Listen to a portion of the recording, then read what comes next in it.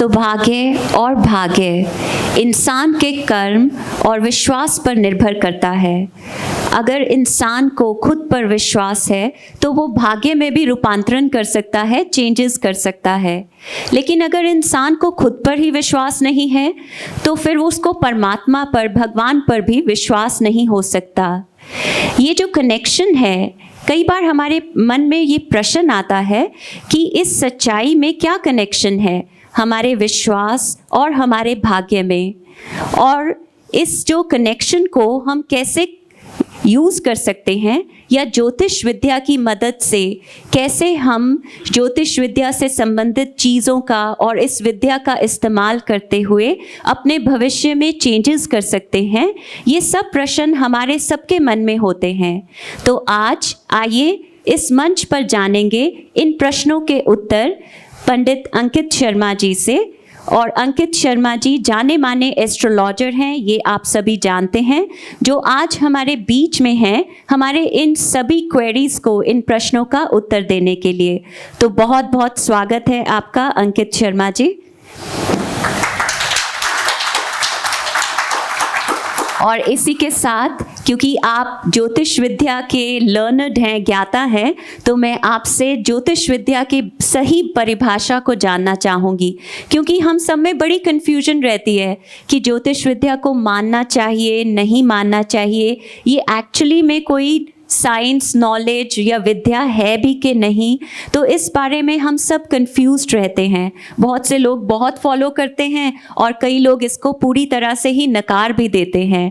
सो आज आप हमारी इस कंफ्यूजन को दूर करिए और हमें बताइए कि ज्योतिष विद्या की सही परिभाषा क्या है, how we can actually define this science और नॉलेज। देखिए, सबसे पहले तो बहुत से लोग आपस में बात करते हुए आपने सुने होंगे, वो कहते हैं कि हम ज्योतिष शास्त्र में यकीन नहीं रखते हैं, उनका एस्ट्रोलॉजी में कोई विश्वास नहीं है। तो सबसे पहले ज्योतिष शास्त्र में विश्वास करने से, न करने से हमारे जीवन में क्या फ़र्क पड़ता है, ये जानना बहुत ज़रूरी है। आप ज्योतिष शास्त्र को सिर्फ भविष्य बताने का साधन ना समझें। ये सिर्फ आपको एक फ्यूचर प्रेडिक्शंस नहीं देता है। ज्योतिष शास्त्र तो आपके जीवन में हर चीज़ में आपके साथ जुड़ा रहता है। ज्योतिष शास्त्र हमारा पंच तत्व, अग्नि, वायु, आकाश, भूमि, जल, हर तरह से लेकर जीवन के मरने तक हमारे साथ, उसका अध्ययन भी हमारा ज्योतिष शास्त्र के द्वारा होता है। प्रत्यक्ष अप्रत्यक्ष रूप से कहीं ना कहीं ज्योतिष शास्त्र हमसे जुड़ा भी हुआ है। उदाहरण के तौर पर आप किसान को ही ले लीजिए, जिसको ज्योतिष शास्त्र से कोई मतलब नहीं है, जिसको एस्ट्रोलॉजी का कोई भी शब्द नहीं आता है, परंतु वह अपनी फसल को उगाता है ऋतुओं के अनुसार, और ऋतुओं का अनुमान चंद्रमा और सूर्य की गति पर निर्धारित होता है। इसके साथ साथ कई बार पक्षियों का पलायन भी आपने देखा होगा, वो भी ऋतुओं के अनुसार ही होता है। ज्योतिष शास्त्र को मानने से, न मानने से आपके जीवन में बहुत प्रभाव पड़ता है। उदाहरण के लिए, यदि किसी व्यक्ति को कोई चोट या कोई नुकसान पहुंचा हो शारीरिक रूप से, तो इसका इलाज डॉक्टर ही करेंगे, ज्योतिषी नहीं कर सकते हैं। परंतु उस व्यक्ति को अगर ये पता लग जाए कि आने वाले समय में आपको कष्ट आने वाला है, आने वाले समय में आपको कोई तकलीफ आने वाली है, तो वह व्यक्ति अलर्ट हो सकता है, उस चीज़ से बचने के लिए अपने आप को संभाल सकता है। और ज्योतिष शास्त्र को अपने जीवन में एक प्लानर के तौर पे रखिए। जिस तरह मौसम विभाग आपको पहले ही सूचना देता है 48 घंटों में या कुछ घंटों बाद बारिश हो सकती है, तूफान आ सकता है, और आप अलर्ट हो जाते हैं, घर से नहीं निकलते हैं, उसी चीज को आप प्लानर के तौर पर जैसे मानते हैं, तो उसी तरह से ज्योतिष शास्त्र को भी एक साधन, एक प्लानर के रूप में मानिए। यकीन मानिए, अगर आप ये चीज को निरंतर अपने साथ लेके चलते हैं तो बहुत सी आपकी समस्याएं आपको छोटी लगेंगी और उसको सरल भी कर सकते हैं। Wow, that was really a profound definition. हमने कभी इस तरह ज्योतिष शास्त्र के बारे में नहीं सोचा है कि we can use it as a planner. Thank you Ankit ji, आपने बहुत अच्छा बताया और कहीं ना कहीं जो लोग विश्वास नहीं भी करते हैं, मुझे लगता है इस परिभाषा को इस तरह से जब वो ज्योतिष शास्त्र को देखेंगे in this light, I think they will have a different perspective. So I am really impressed with this definition and I can feel the audience also seems to be really impressed with this definition. लेकिन ये भी एक प्रश्न है कि suppose मुझे अपनी date of birth नहीं पता. बहुत से लोग ऐसे होते हैं जो अब बुजुर्ग हो चुके हैं या जहाँ पर नहीं इतना ध्यान किया जाता. डेट ऑफ बर्थ भी चलो मालूम होगी पर टाइम नहीं मालूम, दिन के किस समय में जन्म हुआ या क्या उस समय नक्षत्रों की स्थिति थी. तो वो लोग कैसे क्योंकि ये जो साइंस है ज्योतिष विद्या, तो ये न्यूमरोलॉजी पर थोड़ी सी बेस्ड रहती है, ग्रहों की स्थिति और numbers, if I am not wrong. Yes. Okay, तो ये एक साइंस भी है ऑब्वियसली. तो अगर हमें ये नहीं पता हम किस समय हमारा जन्म हुआ या किस दिन हमारा जन्म हुआ, तो वो लोग अपना भविष्य भी जान सकते हैं या भविष्य के बारे में कुछ जान सकते हैं. ज्योतिष शास्त्र को सबसे पहले वेदों का नेत्र इस तरह की उपाधि दी गई है, यानी वेदों को देखने वाला. आप अगर किसी का date of birth, time of birth, place of birth, इसमें से कुछ भी एक चीज नहीं जानते हैं तो भी उस इंसान का भविष्य का पता लगा सकते हैं. एक सही ज्योतिषी के पास जाकर, एक सही एस्ट्रोलॉजर के पास जाकर यदि आप प्रश्न कुंडली बनवा लें उनको बोलकर, तो प्रश्न कुंडली के माध्यम से भी आप अपना भविष्य, अपने आने वाली समस्याओं के बारे में पता कर सकते हैं. यदि आप प्रश्न कुंडली भी नहीं बनवा पा रहे हैं तो पाल्मेस्ट्री में अपने पाम रीडिंग को करवा के, यानी हस्तरेखा का ज्ञान लेकर भी आप अपने भविष्य के बारे में पता लगाया जा सकता है.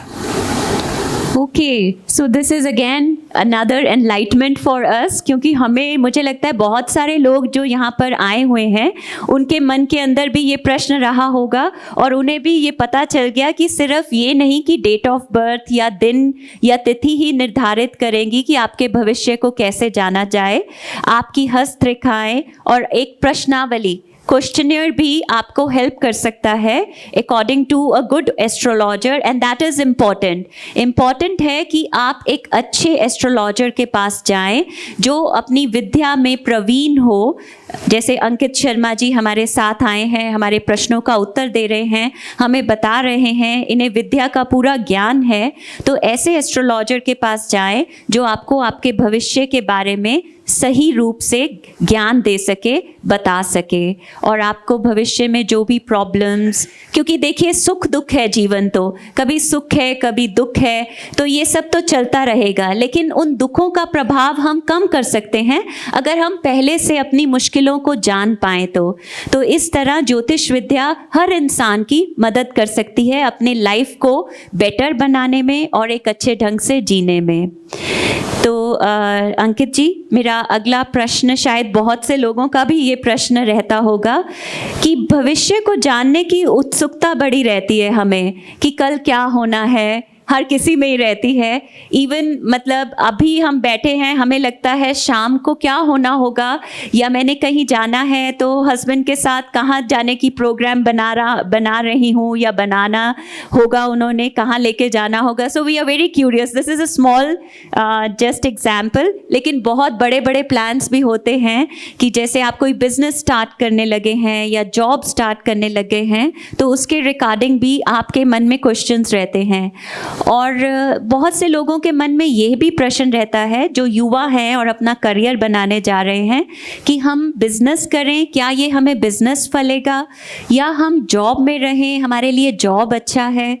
तो आप क्या ज्योतिष विद्या या आप इस बारे में भी गाइड करते हैं कि हमें बिजनेस, इस पर्सन को बिजनेस करना चाहिए या इस पर्सन को जॉब में रहना चाहिए? क्या कुछ ऐसा है ज्योतिष विद्या में?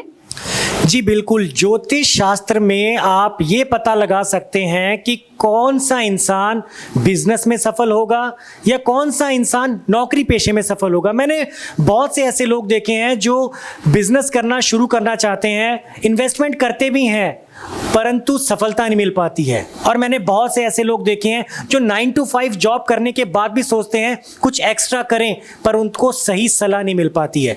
तो मैं बताना चाहूँगा, जन्म पत्री में 10th भाव और एकादश यानी 11वां भाव, ये दो भाव ऐसे हैं जो आय का, आपकी नौकरी का, आपके व्यापार का साधन बताते हैं। जन्म पत्री में यदि आपका मंगल ग्रह और सूर्य ग्रह यदि बलवान है और इसके साथ साथ यदि बुध ग्रह आय का साधन, आपके कॉन्फिडेंस का साधन, यदि ये बहुत ही मजबूत है तो वह व्यक्ति हमेशा व्यापार करेगा। ऐसा व्यक्ति अगर नौकरी में कभी भी जाता है तो वह अपने जीवन को बंधा हुआ महसूस करेगा, परंतु वही व्यक्ति अगर व्यापार करता है, निश्चय ही जो ग्रह मजबूत है उसका, जिस भाव में, उस भाव के अकॉर्डिंग जो ग्रह मजबूत होके वो जैसा बिजनेस करना चाहे उसी में उसको सफलता मिलती है। तो आपने जो प्रश्न पूछा उसका जवाब मैं अगर सिंपल लैंग्वेज में बोलूं तो इंसान को अपना नया काम, कारोबार, नौकरी शुरू करने से पहले एक बार किसी ज्योतिषी से सलाह जरूर लेनी चाहिए कि वह किस भाग में सफल होते हैं। कई लोग ऐसे होते हैं जो उच्च अधिकारी बनना चाहते हैं, 10वें भाव से ये पूरी कैलकुलेशन लगाई जा सकती है कि वह कोई डॉक्टर, सरकारी या कोई उच्च अधिकारी या कोई पुलिस विभाग में जाएगा। इसी तरह से यदि आप कोई अच्छा व्यापार करना चाहते हैं तो उसकी प्रेडिक्शन भी पूरी जन्मपत्री से लगाई जा सकती है। सही समय पे सही राय मिलना एक इंसान के लिए बहुत ज़रूरी है और वो हमेशा उसको आगे बढ़ाती है और हमेशा उसका कॉन्फिडेंस हाई रखती है। सचमुच आपसे बात करके ना सिर्फ हमें ज्योतिष विद्या का ज्ञान हुआ है और किस तरह ज्योतिष विद्या इन्फ्लुएंस करती है आप लाइफ में आगे क्या करना चाहते हैं, किस दिशा में बढ़ना चाहते हैं। इस सब के लिए अगर ज्योतिष विद्या का साथ हो और आपको सही राय हो, जैसा कि अंकित जी ने कहा, तो हम सचमुच अपने हर कार्य में आगे बढ़ सकते हैं, निसंदेह किसी भी रुकावट के बिना। जिस तरह मेरे मन में भी इतने प्रश्न उठ रहे हैं ज्योतिष विद्या के बारे में और अंकित जी से हम और जानते जा रहे हैं, मुझे लगता है ऑडियंस में भी सभी लोग, सभी के मन में कुछ ना कुछ प्रश्न तो घूम ही रहे हैं। तो अब मैं ऑडियंस में को रिक्वेस्ट करूंगी, अगर आपके मन में कोई ऐसा प्रश्न है जो आप चाहते हैं अंकित जी से जानना चाहते हैं तो आप प्लीज़ शेयर करें, पूछें और हम जानेंगे अंकित जी से ज्योतिष विद्या के बारे में। हाँ जी, क्या नाम है आपका, शुभ नाम? हेलो मैम, मेरा नाम रोहित है और मैं हरियाणा से हूँ। मैं एक मल्टीनेशनल कंपनी में काम करता हूँ और अंकित शर्मा जी का मैं बहुत बड़ा फ़ैन हूँ। मैं उनको काफ़ी देर से फॉलो कर रहा हूँ, काफ़ी सालों से, और आज सौभाग्य है मेरा कि आज इनके सामने मैं रूबरू हुआ हूँ। और मैं मल्टीनेशनल कंपनी में मैं पिछले 5-6 साल से काम कर रहा हूँ और पूरी जो अच्छी चल रही है जॉब। और कभी कभी ऐसा होता है कि आपका लाइफस्टाइल अच्छा चल रहा है, जॉब अच्छी चल रही है, लेकिन कभी कभार ऐसा लगता है कि आपका जो कॉन्फिडेंस लेवल है वो डाउन हो जाता है, आत्मविश्वास गिर जाता है। तो मेरा अंकित जी से यही सवाल है कि ऐसी कोई टेक्निक है जिससे हम अपना आत्मविश्वास जो है बरकरार रखें, कॉन्फिडेंस लेवल जो है वो हमारा कभी लूज़ ना हो। तो ऐसी कोई टेक्निक है या ऐसा कोई उपाय है तो आप बता दीजिए। बहुत ही अच्छा प्रश्न आपने पूछा है। बहुत बार देखा गया है कि बहुत से लोगों को उनकी काबिलियत पर बहुत ज़्यादा विश्वास होता है, परंतु जब ग्राउंड ज़ीरो का मतलब जब उनको परफॉर्मेंस देनी होती है अपने काम में, अपने परिवार में, अपने सर्कल में, तो वो एक आत्मविश्वास की कमी की वजह से हार जाते हैं या कहीं ना कहीं उनके लो कॉन्फिडेंस उनको बहुत ज़्यादा वीक कर देता है। ज्योतिष शास्त्र में लो कॉन्फिडेंस होने का कारक है यदि आपका मंगल और सूर्य का स्थान कमजोर है। इन दो ग्रहों को बहुत ज़्यादा मजबूत होना चाहिए क्योंकि सूर्य एक ऊर्जा का कारक है, आपके शरीर में ऊर्जा लेके आता है। यदि आप सूर्य और मंगल देवता को लगातार पूजते हैं, आप सूर्य देव को अर्घ चढ़ाते हैं जल के रूप में, तो ऐसा उपाय है तो बहुत छोटा, बहुत सिंपल, परंतु ये उपाय आपको निरंतर करने से एक ऐसा कॉन्फिडेंस लेके आएगा जो आपको कहीं ना कहीं आपके काम को बढ़ता हुआ दिखाएगा और ये आपको ऐसा महसूस होगा जैसे कि मैं मतलब कुछ ऐसी चीज़ कर रहा हूँ जिससे भगवान से कुछ ऐसी एनर्जी आ रही है जो मुझे आगे बढ़ता हुआ महसूस कर रही है। और मैं एक बात आपको कहना चाहता हूँ, लो कॉन्फिडेंस हो तो इंसान को अपने प्लानिंग को कभी चेंज नहीं करना चाहिए। सही ढंग से अगर कुछ दिनों तक ऐसे उपाय करते हैं, यानी कि मंगल के उपाय, महामृत्युंजय मंत्र को सुनना, उच्चारण नहीं कर सकते हैं, सूर्य भगवान को जल देना और मंदिर में जाके गणेश जी की पूजा करना, यदि ऐसा करते हैं तो वो उनके लिए बहुत ही ज़्यादा शुभ रहेगा और ये उपाय उनको 100% फायदा देगा ही देगा। ऑडियंस में से और भी कोई है जो अपने प्रश्न पूछना चाहता है? हाँ जी मैम, श्योर, प्लीज़ इनको माइक दे दीजिए। मेरा नाम सायरा बानो है, मैं हाउस वाइफ हूँ और घर में पूरी फैमिली है। तो घर में मतलब हमारे काफ़ी बीमार रहते हैं, बीमारी आती जाती रहती है, तो कोई उपाय समझ में नहीं आता है क्या किया जाए, इसलिए आपसे पूछना चाहते हैं कि अगर कोई उपाय है जो ये बीमारी ख़त्म हो जाए, घर के हालात ठीक हो जाएं, सब कुछ अच्छा से चल जाए, क्योंकि बीमारी की वजह से हम बहुत ज़्यादा टेंशन में रहते हैं, समझ में नहीं आता क्या करें क्या ना करें। तो इसलिए आपसे पूछना चाहते हैं कि सर इसका कोई उपाय है कि हम घर से ये दुख तकलीफ जो है हमारी वो दूर हो जाए। घर में कोई ना कोई बीमार हो जाता है, जैसा आपने बोला, और अशांति का माहौल रहता है, बहुत ही ज़्यादा परेशान होते हैं कि आखिर ये समस्या कब निकलेगी। वास्तुशास्त्र में घर की सुख शांति के लिए बहुत उपाय बताए गए हैं जिनको मानना ही मानना चाहिए। यदि आप उन उपायों को अपने जीवन की शैली बना लेंगे या पाठ बना लेंगे तो वह आपको बहुत ज़्यादा खुशियां दे सकते हैं। सबसे पहले ध्यान देने वाली बात है कि घर के मुख्य द्वार के सामने कोई गड्ढा नहीं होना चाहिए, यदि है तो आज ही उसको भरिए। समतल जमीन होनी चाहिए। इसके बाद घर के जितने भी सदस्य हैं उनको अपने सोने का स्थान, यानी उनके जो पैर हैं वो उत्तर दिशा की तरफ और उनका जो सिर है वो दक्षिण दिशा की तरफ होने चाहिए। इसके बाद उस व्यक्तियों को एक चीज़ और ध्यान देनी चाहिए कि घर में सकारात्मकता ऊर्जा लाने के लिए घर में किसी भी एग्रेसिव वाली तस्वीर ना लगाएं। कोई लड़ाई झगड़े वाली, किसी तरह के युद्ध वाली या किसी तरह का कोई ऐसा कलेश जो पूर्व जन्म में या पूर्व टाइम में हुआ है उसकी तस्वीर घर में कभी नहीं लगानी चाहिए किसी भी कमरे में। यदि आपके घर के मुख्य द्वार के गेट के आगे किसी तरह का खंबा या पेड़ है और आप नहीं हटा सकते, सबसे पहले तो यह होना नहीं चाहिए। यदि आप नया घर बना रहे हैं तो ध्यान रखिए ये दो चीज़ें नहीं होनी चाहिए। परंतु यदि फिर भी है और आप हटा नहीं सकते हैं तो घर के मुख्य द्वार पर हल्दी से आप स्वास्तिक का चिन्ह बनाइए और उस चिन्ह को परमानेंटली बना रहने दीजिए। ऐसा करना उस घर में वास्तु दोष नहीं लगने देता है और उस घर में सभी आपसी तालमेल के साथ खुश रहते हैं और उस घर में किसी तरह की भी कोई शारीरिक कष्ट नहीं आता है। जैसे जैसे अंकित जी हमारी जिज्ञासाओं को शांत करते जा रहे हैं, यानी कि हमें और नॉलेज मिलती जा रही है, लोगों के मन में और प्रश्न भी उठते जा रहे हैं, क्योंकि वो होता है ना कि जिस तरह जहां हमें लगता है कि हमें सही ज्ञान मिल जाएगा, सही नॉलेज मिलेगी, तो हमारा मन करता है कि हम अपने मन की जिज्ञासाओं को और शांत करें, यानी कि और नॉलेज गेन करें। तो और कोई भी हैं जो और प्रश्न पूछना चाहते हैं? हाँ जी सर, प्लीज़ माइक दे दीजिए इनको। हेलो, मेरा हेलो। नाम अजय शर्मा है।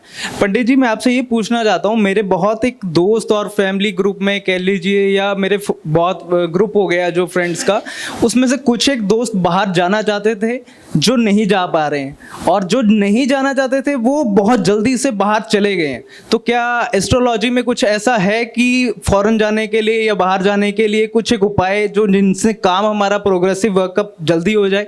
आई थिंक जिस तरह ट्रेंड चल रहा है ये क्वेश्चन आजकल क्या कह सकते हैं कि बहुत ही पॉपुलर क्वेश्चन है। जी मैम, जी। क्योंकि बहुत से यंगस्टर्स, यंग जनरेशन आजकल बाहर जाकर पढ़ना चाहती है, कमाई करना चाहती है और फिर अपने देश में जैसे कुछ भी है उसके लिए प्रगति के लिए हाथ बटाना चाहती है। तो इसके लिए बहुत अच्छा प्रश्न है।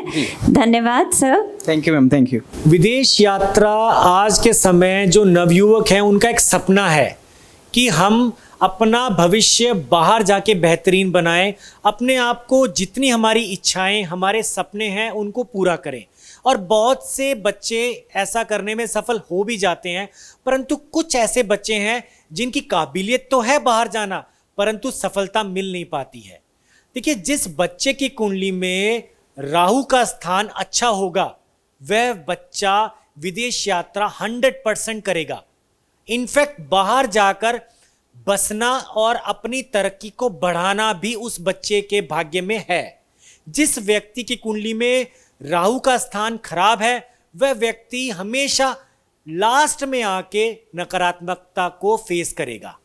इसका उपाय, जैसा आपने पूछा, यदि आप राहु स्तोत्र का पाठ 108 बार प्रतिदिन करते हैं 1.25 महीने तक, ऐसी क्रिया करना और उसके बाद जाके इंटरव्यू देना या वीज़ा से संबंधित, विदेश यात्रा से संबंधित कोई भी कार्य करते हैं तो उसमें एक अलग ऊर्जा मिलती है जो आपको सफलता मिलती ही मिलती है। उसमें आपको सक्सेस के चांस हैं ही है। एक और बात बताना चाहूँगा, देखिए, विदेश यात्रा का मतलब सिर्फ अमेरिका, कनाडा, इंग्लैंड नहीं होता है। एक विदेश यात्रा का मतलब यानी एक पंजाब का लड़का अगर केरला यानी केरल स्टेट में जाकर जॉब करता है तो वो भी उसके लिए विदेश है। नई भाषा, नया व्यवहार, नया कल्चर, सब कुछ। तो आप जब भी कभी विदेश यात्रा के लिए कुछ भी करें तो ये सोचकर नहीं कि हमें सिर्फ आउट ऑफ इंडिया जाना है, ये सोचकर भी करें कि अगर अलग राज्य में जाकर भी हम बस सकें तो वह भी हमारी कुंडली में है या नहीं है। एक सही परामर्श, एक सही ज्योतिषी के द्वारा लिया गया आपको विदेश यात्रा में सफल बना सकता है और आपके आने वाले भविष्य में आपको मदद कर सकता है। बहुत से लोग, मैं देख रही हूँ, बहुत से प्रश्न उनके मन में घूम रहे हैं और वो बहुत ही देर से वेट कर रहे हैं अपनी टर्न की प्रश्न पूछने के लिए। हाँ जी मैम, आपको मैं देख रही थी, काफ़ी देर से आप प्रश्न पूछना चाह रही थी अंकित जी से, तो प्लीज़ आपकी टर्न है, आप खड़े हो जाएं, माइक दे दीजिए इनको please. Thank you ma'am and thank you Ankit जी।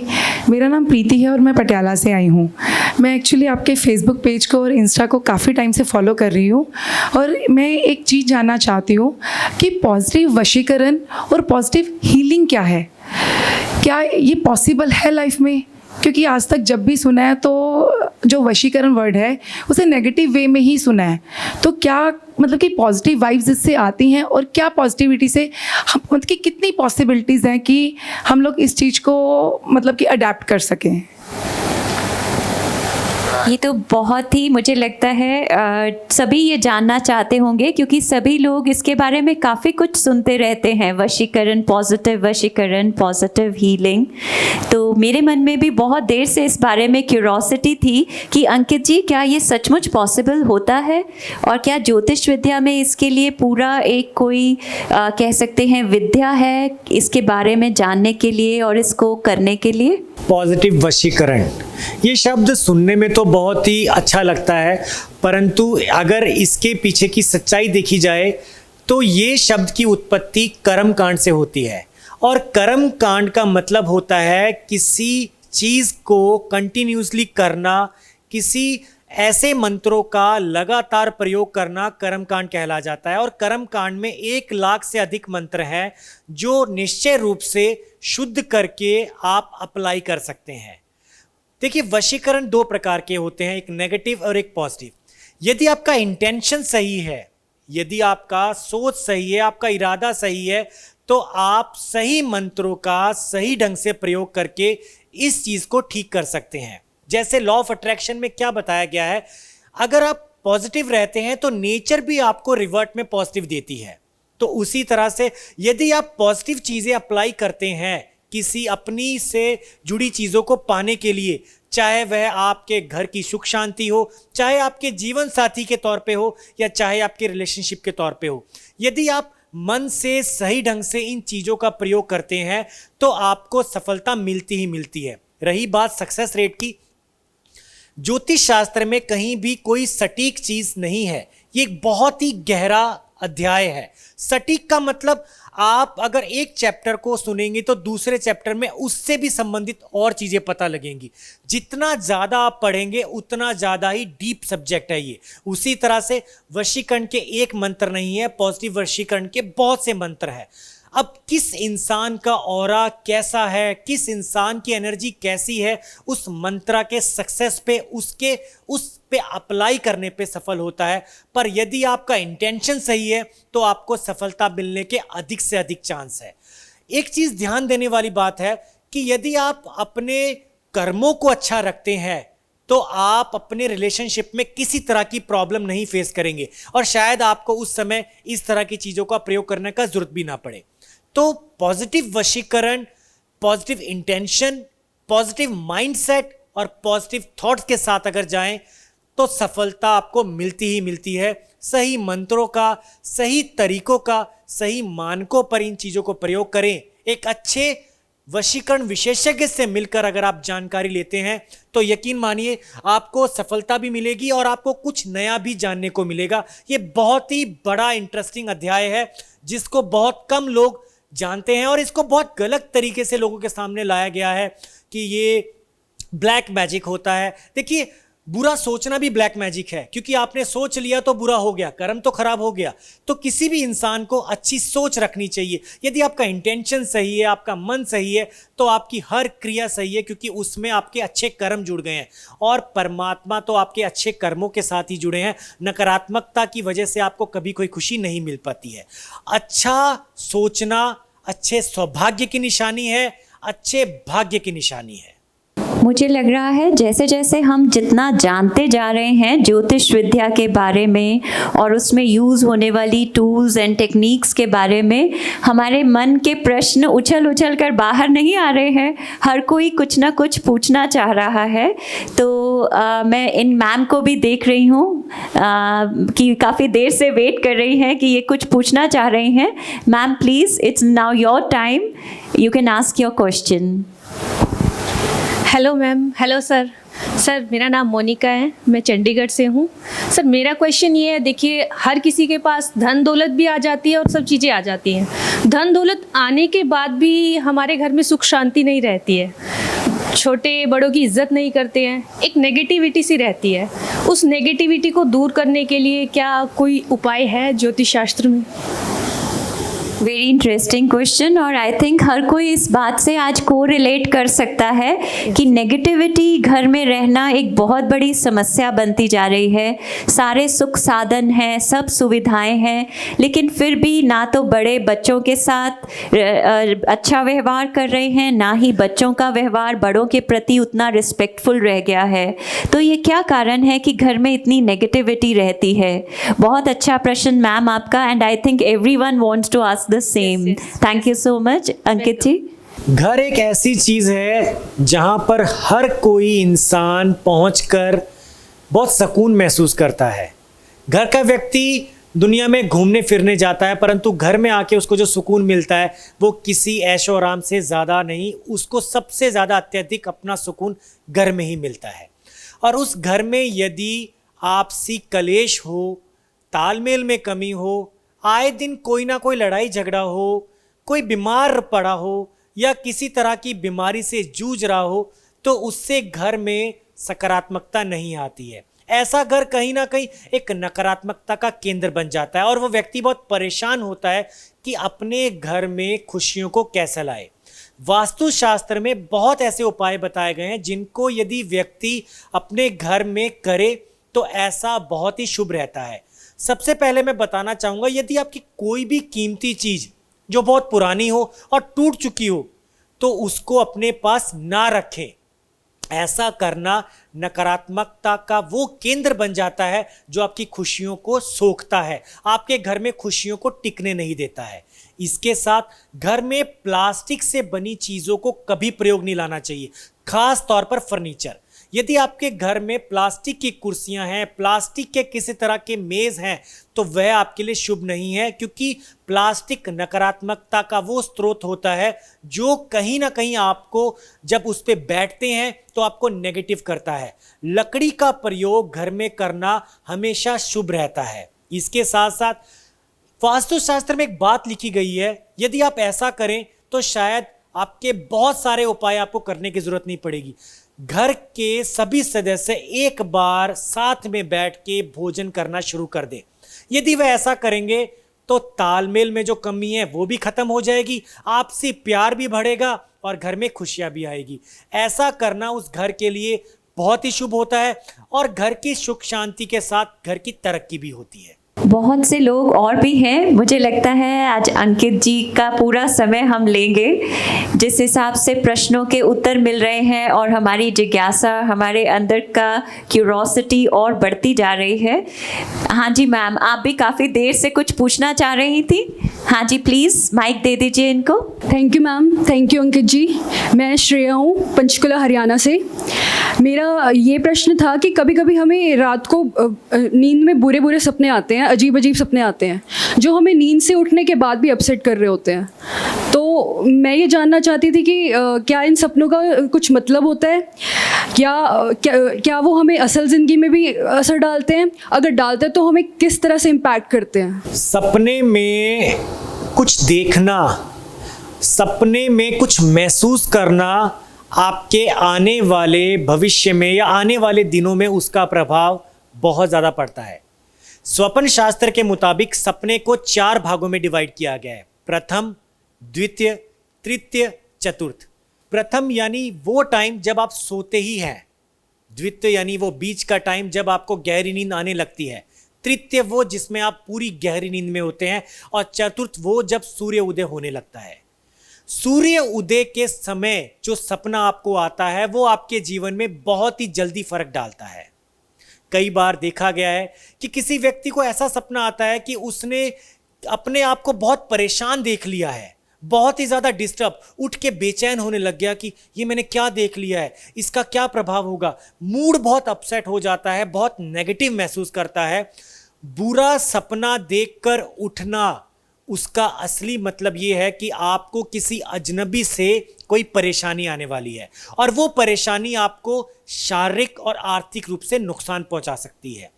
जब भी कभी ऐसा सपना आए, घबराइए मत। सुबह उठकर आप स्नान करने के बाद महामृत्युंजय मंत्र का उच्चारण मुख से करिए। यदि आप ऐसा करते हैं, 21 बार उस मंत्र का उच्चारण करते हैं, तो उस सपने का प्रभाव कम हो जाता है।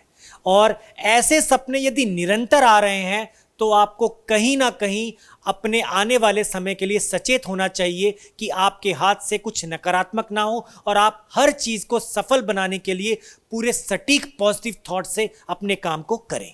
जैसे जैसे अंकित जी हमारे प्रश्नों के उत्तर देते जा रहे हैं, हमारी जिज्ञासा और बढ़ रही है, और बहुत से लोग हैं जो बहुत से प्रश्न और पूछना चाहते हैं, काफ़ी देर से इंतज़ार भी कर रहे हैं। तो मैं सबकी टर्न आएगी, please wait for your turn. अभी काफ़ी देर से हाँ जी आप प्रश्न पूछ सकते हैं, प्लीज़ इनको माइक दे दीजिए। जी thank you ma'am, thank you sir.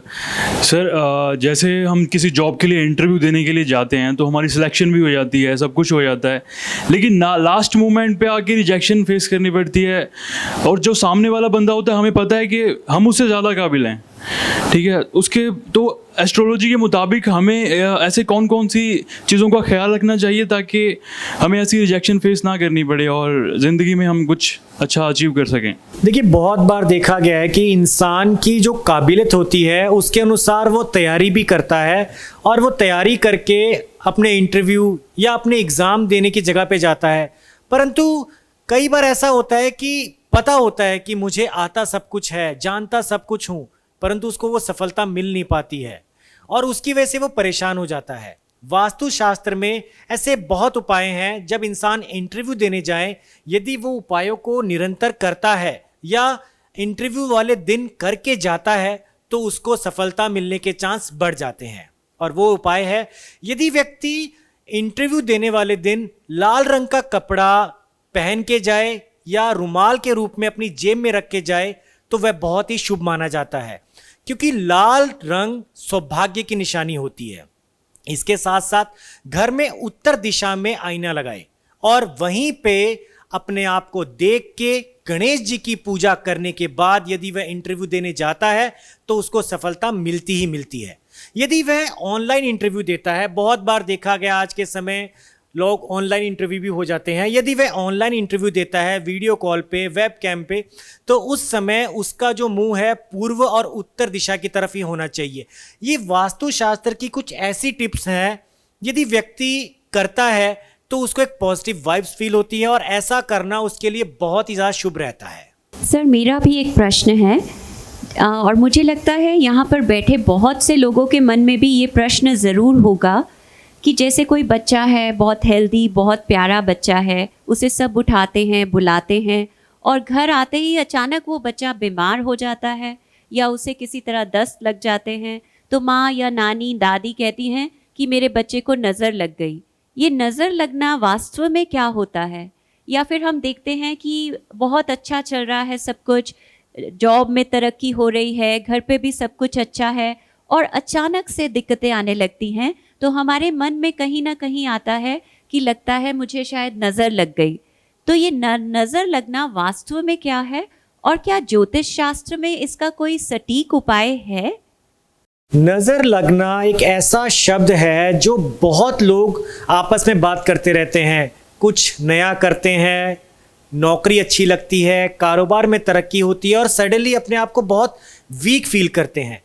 Ira जी, नज़र लगना एक ऐसी चीज़ है जो कहीं ना कहीं इंसान को बहुत ज़्यादा शारीरिक रूप से वीक कर देती है। एक ऐसी एनर्जी जो इंसान को कहीं ना कहीं ये सोचने पे महसूस करवाती है कि आखिर उसने क्या गलत कर लिया।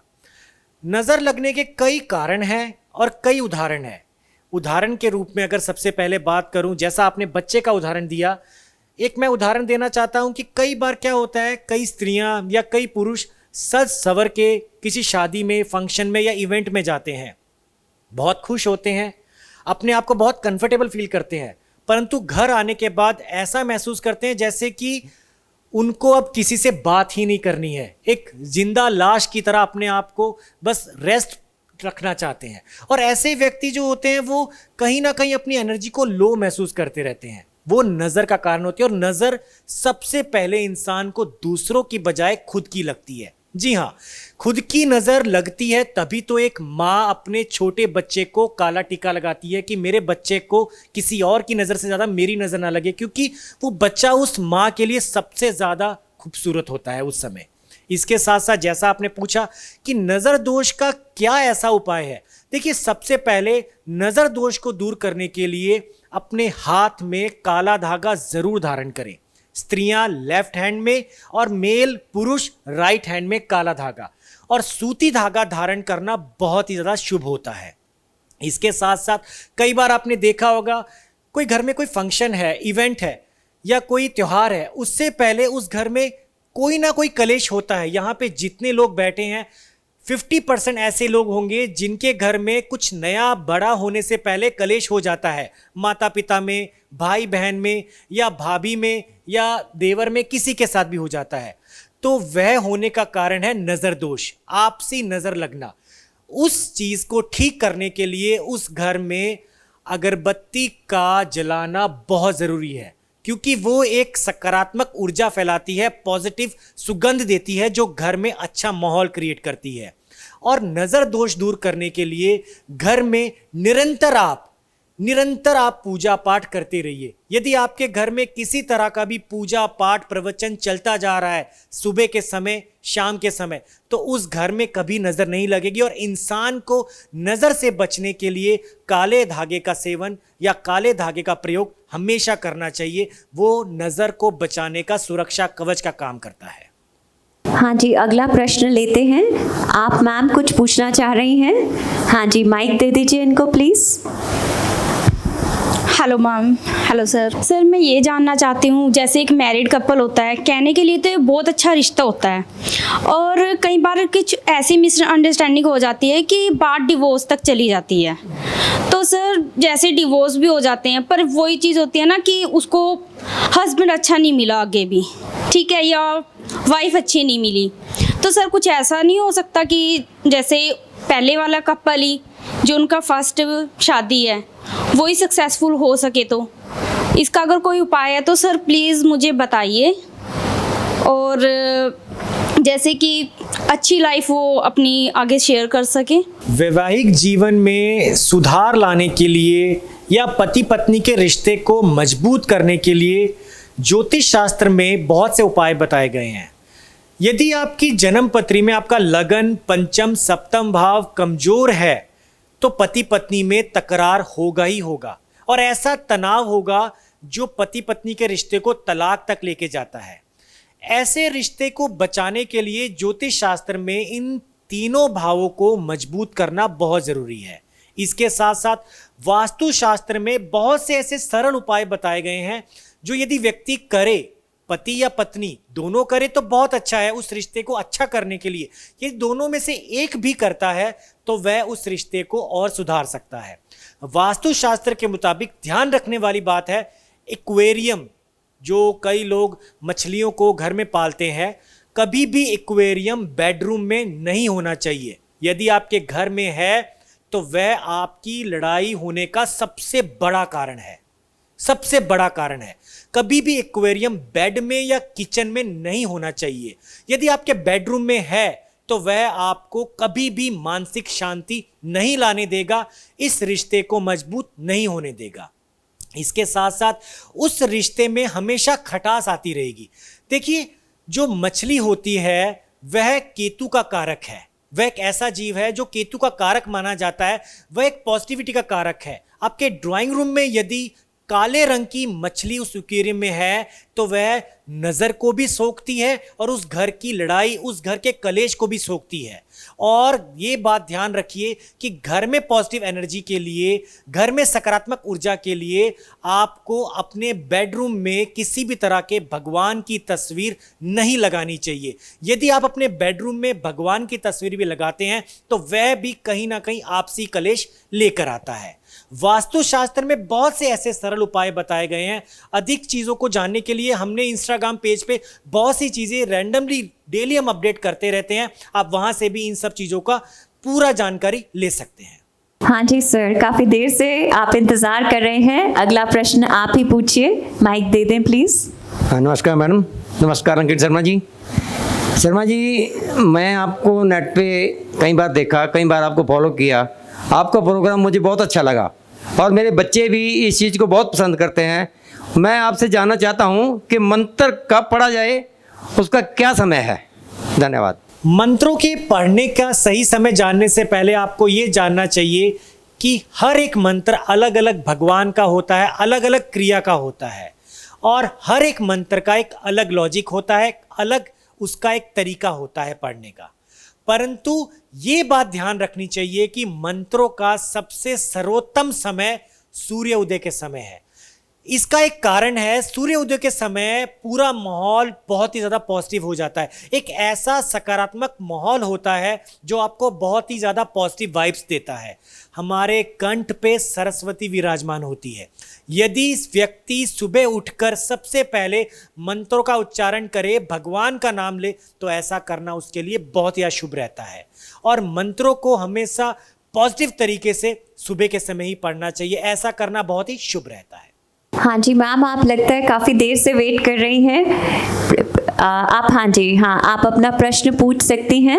नमस्ते मैम। नमस्कार अंकित जी। काफ़ी टाइम से मेरे माइंड में एक क्वेश्चन था और मेरी फ्रेंड्स भी कई बार ये क्वेश्चन मतलब पूछती हैं।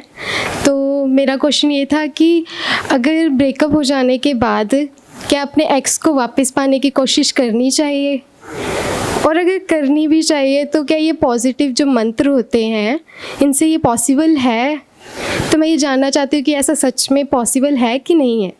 अपने रिलेशनशिप में आपको प्रॉब्लम आ गई, उसके बाद उस रिलेशनशिप से आप निकलना नहीं चाहते हैं बल्कि अपने पार्टनर को पाना चाहते हैं, यानी कि अपने एक्स को वापस पाना चाहते हैं। सबसे पहले तो कोशिश करने में कोई भी बुराई नहीं है। यदि आपका रिश्ता किसी मिसअंडरस्टैंडिंग की वजह से खराब हो रहा है तो उसको क्लियर करना सही होता है, ये तो आप हमेशा जानते हैं।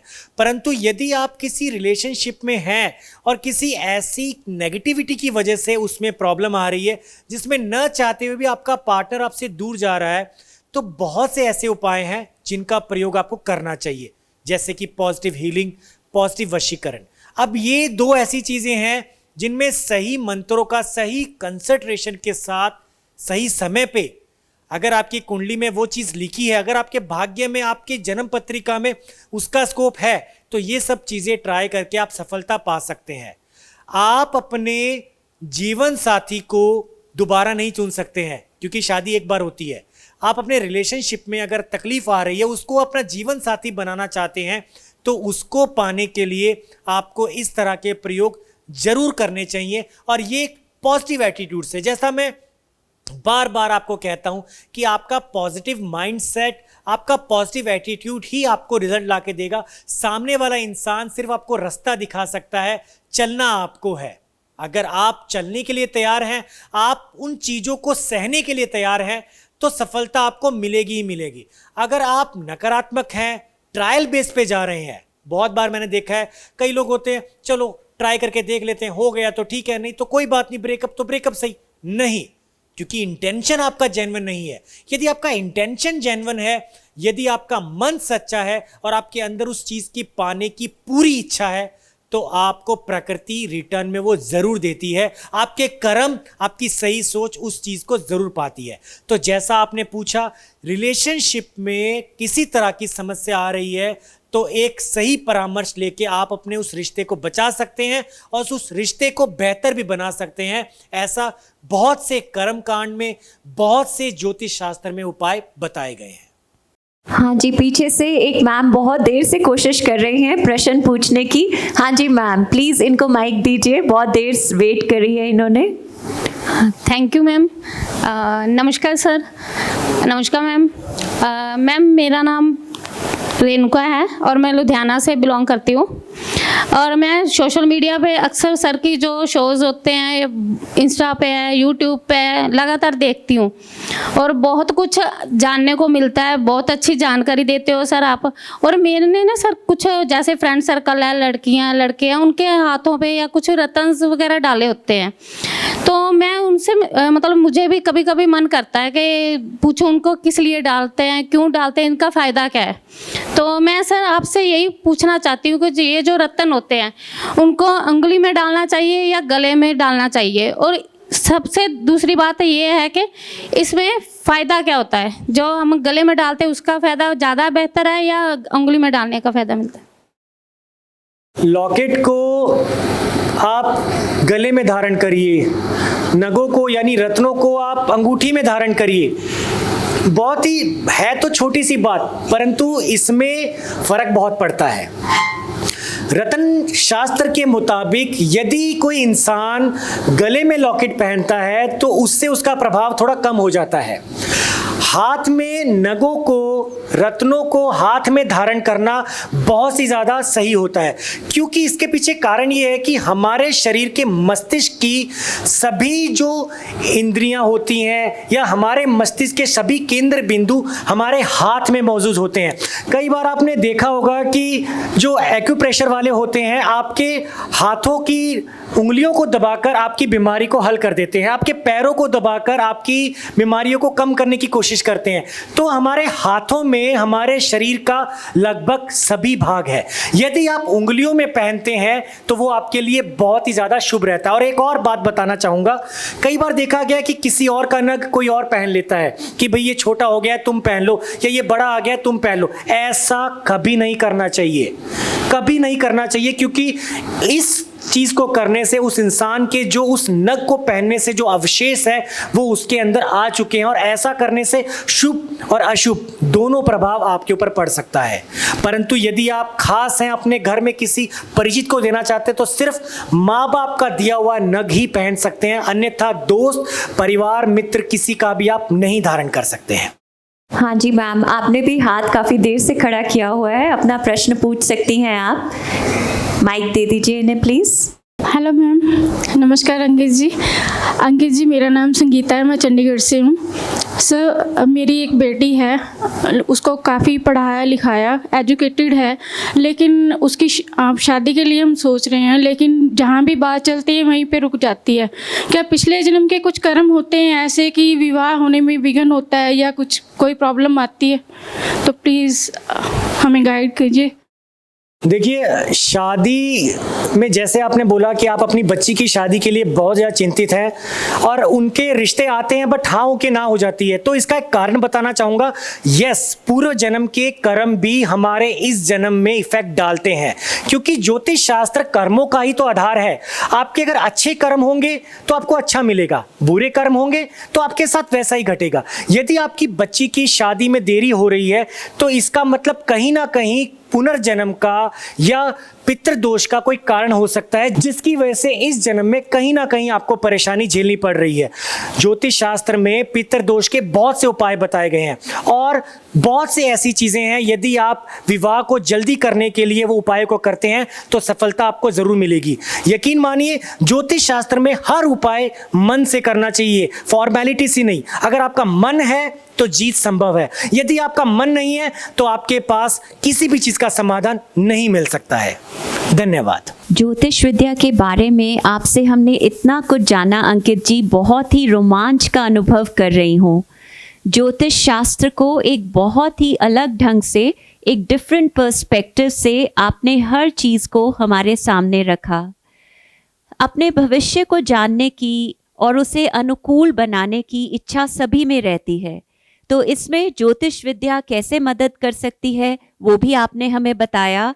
और ज्योतिष विद्या तो मदद करेगी, लेकिन उस ज्योतिष विद्या का जो अच्छा जानकार है वो होना भी बहुत ज़रूरी है। आपसे मिलकर हमें ऐसा लग रहा है कि हमें वो जानकार मिल गया है जो हमें सही दिशा दिखा सकता है, और कैसे ज्योतिष शास्त्र को जानते हुए और इन टूल्स का, टेक्निक्स का जो आपने हमें बताई, उनको यूज़ करते हुए हम अपने भविष्य को अनुकूल बना सकते हैं। उसमें आने वाली बाधाओं को, मुश्किलों को और प्रॉब्लम्स को कैसे दूर कर सकते हैं, ये भी आपने हमें बहुत अच्छे ढंग से समझाया।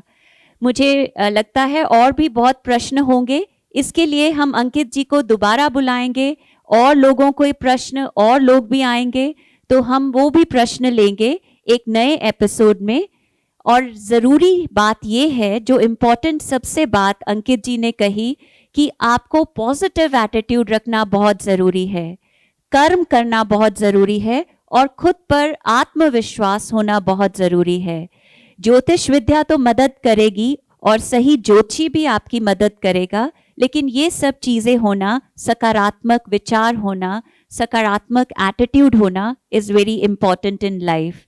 थैंक यू अंकित जी, बहुत कुछ जाना समझा हमने आज आपसे। और थैंक यू सभी ऑडियंस का, जिनके प्रश्नों द्वारा हमारी बड़ी क्वेरीज आपने सॉल्व करी। फिर मिलेंगे एक और नए प्रश्नों के साथ एक नए एपिसोड में।